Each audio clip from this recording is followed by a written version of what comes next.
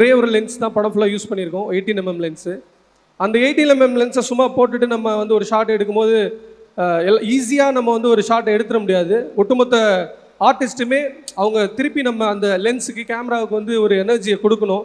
அந்த விதத்தில் பார்க்கும்போது மாளவிகா மேமாக இருக்கட்டும், டேனியலாக இருக்கட்டும், எல்லாருமே பசுபதி அண்ணனாக இருக்கட்டும், எல்லாம் ஒரு ஷாட் இப்படி வச்சா போதும், அது அவ்வளோ கன்வின்சிங்காக மாறுதுன்னா அது அவங்களோட ஒர்க் இல்லாமல் கண்டிப்பாக அது இவ்வளோ பெரிய படம் பண்ணியிருக்க முடியாது.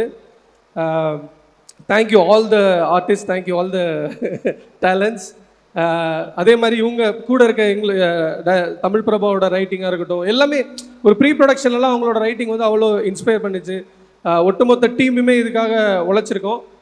இது படத்தை பற்றி முன்னாடியே நிறையா சொல்கிறத விட படத்தோட வெற்றி விழாவில் வந்து இன்னும் நிறையா பேசணும்னு நினைக்கிறேன். நிறையா விஷயம் நீங்களும் கேள்வி கேட்கணும். சோஷியல் மீடியாவில் படத்தை பற்றி நிறைய விஷயங்கள் வந்து ஷேர் பண்ணுறதுக்கும் பகிர்றதுக்கும் நிறைய இருக்குது.